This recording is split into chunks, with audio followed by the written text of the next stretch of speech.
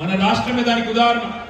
మొన్న జరిగిన శాసనసభ ఎన్నికల్లో ఆ రోజు బీజేపీకి సంబంధించిన 30 ఖాన్లు 32 ఖాన్లు బండి సంజయ్, ఈటెల రాజేందర్, అరవింద్ ధర్మపురి, అదే విధంగా ఇంకా సోయం బాపురావు, ఇంకా ఇతర నాయకులు ఎవరైతున్నారో వీళ్ళందరినీ మొన్న ఓడించింది ఎవరు ఒక్కసారి ఆలోచన చేయండి. कुछ कांग्रेस वाला आके बोलते हैं कि आप बीजेपी के बी टीम हो करके बदनाम करने की कोशिश करते रहते हैं. भाइयों, मैं आपसे एक चीज पूछना चाहता हूं. हाल ही में जो इलेक्शन हुआ असेंबली में, किसने हराया बंडी संजय को? किसने हराया? बीआरएस पार्टी ने ना, यही गुलाबी झंडा ने हराया. किसने हराया धर्मपुरी अरविंद को? किसने? सुनाई नहीं पड़ रहा. किसने हराया? ईटेल राजेंद्र को किसने हराया? रघुनंदन राव को किसने हराया? स्वयं बापूराव को किसने हराया? वो बदमाश जो है राजा सिंह, उसको भी ऑलमोस्ट हरा दिए. वो बच गया बस 15-20 हजार वोट से वो जीत गया, वरना पूरे शहर हैदराबाद में पूरा क्लीन स्वीप करती थी बीआरएस. एक बदमाश बच गया. इसलिए भाइयों बहनों, मैं एक ही चीज कह रहा हूं आपसे, आज पूरे के पूरे जितने भी बड़े बड़े लीडर हैं बीजेपी को, सबको हराने वाली बीआरएस. आज कोई आके कहता है कि आप बीजेपी के बी टीम हो, क्या मान लेंगे ऐसे ही? हम इतने नादान हैं, इतने मासूम हैं कि कोई भी कुछ भी आके कह दे तो उस बात को मान ले. भाइयों, एक चीज पूछना चाहता हूं आपसे, जो बीआरएस ने आज जितने भी बीजेपी के बड़े बड़े लीडर हैं तेलंगाना में, उनको हराने वाली बीआरएस. आज किशन रेड्डी जो एक कैबिनेट मिनिस्टर, एक लौते कैबिनेट मिनिस्टर है हमारे रियासत से, उनको भी अगर कोई हराएंगे तो सिर्फ और सिर्फ बीआरएस पार्टी और हमारे पद्माराव साहब हराएंगे. वो भी इस वजह से किशन अन्न उन्नाडु 5 ఏళ్ళు ఎంపీగా పనిచేసింది, మంత్రి కేబినెట్ లా. ఒక కేబినెట్ మంత్రి కేంద్రంలో ఏం పని చేయాలి? ఆయన పార్లమెంట్ నియోజకవర్గం కోసం ప్రత్యేకంగా నిధులు తేవాలి, రాష్ట్రం కోసం ప్రత్యేకంగా నిధులు తేవాలి. రాష్ట్రం మీద ప్రేమ ఉంటే किशन रेड्डी साहब क्या करे? कोरोना आया हैदराबाद में और पूरे हिंदुस्तान में और पूरे दुनिया में, अंतटा लीडर्లు అంటోళ్ళు కొన్ని మంచి పనులు చేశారు. మా పద్మారావు గారు కరోనా వస్తే సీతాఫల్ మండిలో ఒక పెద్ద ఫంక్షన్ హాల్ కిరాయి తీసుకొని రోజు అన్నదానం కార్యక్రమం పెట్టి దగ్గర సొంత పైసలు 2-2.5 కోట్ల రూపాయలు ఖర్చు పెట్టి కరోనా వచ్చిన వాళ్ళందరినీ కాపాడినవాడు పద్మారావు గారు.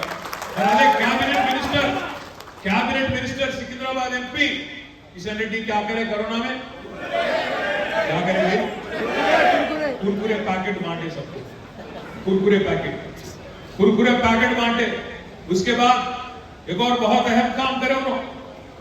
केसीआर साहब जो है, केसीआर गाరు वही కాళేశ్వరం అనే ప్రాజెక్టు ప్రపంచంలోనే అతిపెద్ద లిఫ్ట్ ఇరిగేషన్ ప్రాజెక్ట్, హైదరాబాద్ కూడా మంచినీళ్ళు ఇచ్చే ప్రాజెక్ట్, దాన్ని కేసీఆర్ గారు ప్రారంభించారు.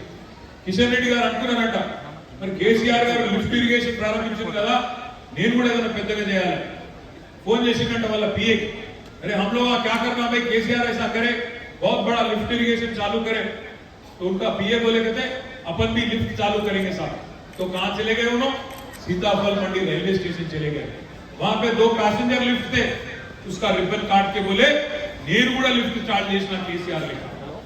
మూడో పని చేసిండు మా కిషన్ రెడ్డి అన్న. మొన్ననే చూసిన నాంపల్లి కాన్స్టిట్యున్సీలా గుడిమల్కాపూర్ కాడ సింటెక్స్ ట్యాంకులకు కేంద్ర మంత్రి పోయి కొబ్బరికాయ కొడుతుండు, రిబ్బన్లు కట్ చేస్తుండు. మారేడుపల్లిలో ఎంఆర్ఓ ఆఫీస్ కాడ పక్కకు ఒక షెడ్ కట్టించిండు. ఏం చేసినవా 5 ఏళ్ల కిషన్ రెడ్డి అంటే, కుర్కురే వంచిన, లిఫ్ట్ చాలు చేసిన, సింటెక్స్ ట్యాంక్ కాడ కొబ్బరికాయ కొట్టినా, ఎంఆర్ఓ ఆఫీస్ కాడ రేకుల షెడ్ వేసిండు. ఇంతకంటే ఏం చేసిండు? హైదరాబాద్ లో మూసీకి వరదలు వస్తే 1000 కోట్ల రూపాయలు కావాలని అన్నాడు మున్సిపల్ మంత్రిగా. కేంద్రంలో ఉండే పెద్దలందరినీ పోయి కలిసిన. రూపాయి ఇచ్చిందా బీజేపీ ప్రభుత్వం? రూపాయి గుడియలే, పైసా సహాయం చేయలేదు. ఇలా వచ్చి పెద్ద పెద్ద మాటలు మాట్లాడతారు बीजेपी को. मैं पूछना चाहता हूं भाइयों से बहनों से, बहुत कुछ बोले बीजेपी वाले 10 साल पहले, क्या क्या नहीं बोले?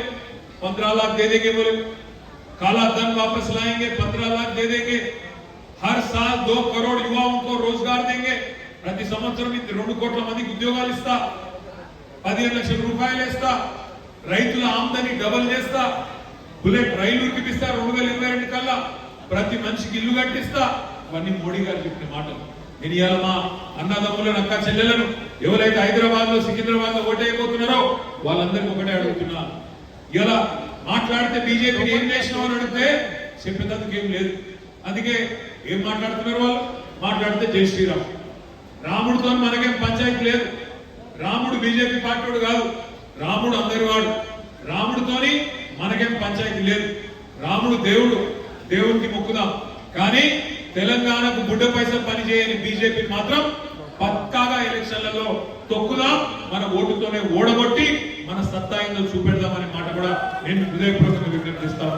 एक तरफ है बीजेपी जो एक पैसे का काम नहीं करी आज तक तेलंगाना के लिए, और दूसरे तरफ है यहाँ पे हमारे छोटे भाई, बड़े भाई के छोटे भाई आ गए यहाँ पे। आप देखिए क्या हो रहा तेलंगाना में। जब से रेवंत रेड्डी साहब चीफ मिनिस्टर बन गए और कांग्रेस की हुकूमत आ गई, उनका रवैया आप देखिए। एक तरफ राहुल बाबा बोलते ऊपर, क्या बोलते राहुल बाबा? चौकीदार चोर है। मालूम है ना चौकीदार कौन है? कौन है चौकीदार? मोदी। चौकीदार चोर है बोलते राहुल बाबा। रेवंत बाबा क्या बोलते? नहीं नहीं, चौकीदार हमारे बड़े भाई हैं, चौकीदार चोर नहीं है, बड़े भाई। राहुल बाबा बोलते अदानी फ्रॉड है, रेवंत बाबा बोलते अदानी हमारे फ्रेंड है। अदानी फ्रॉड नहीं है, अदानी हमारे फ्रेंड है। राहुल बाबा बोलते गुजरात मॉडल फेक है, बकवास है, गोलमाल है। रेवंत बाबा बोलते नहीं नहीं, गुजरात मॉडल शानदार मॉडल है, तेलंगाना को भी हम गुजरात के रास्ते पे ले जाएंगे करके रेवंत बाबा का बयान। राहुल बाबा बोलते लिकर स्कैम नहीं है, कुछ नहीं है, अरविंद केजरीवाल को अरेस्ट करना गलत है। रेवंत बाबा बोलते कि नहीं नहीं, लिकर स्कैम हुआ, केसीआर की बेटी जो है कविता, उनको अरेस्ट करना सही है। ये रेवंत बाबा का बोलना। मैं भाइयों पूछना चाहता हूं आपसे, ये आदमी यहाँ के जो चीफ मिनिस्टर है, किसके नक्शे कदमों पे चल रहे नो? किसके रास्ते पे चल रहे नो? राहुल बाबा के साथ चल रहे कि मोदी जी के साथ चल रहे? मोदी जी साथ चल रहे। मैं आज आपसे कहता हूं भाइयों, याद रखिए, अगर एक एक वोट अगर आप जो कांग्रेस को देने की अगर गलती से भी अगर सोचेंगे, वो वोट जाएंगी बीजेपी को।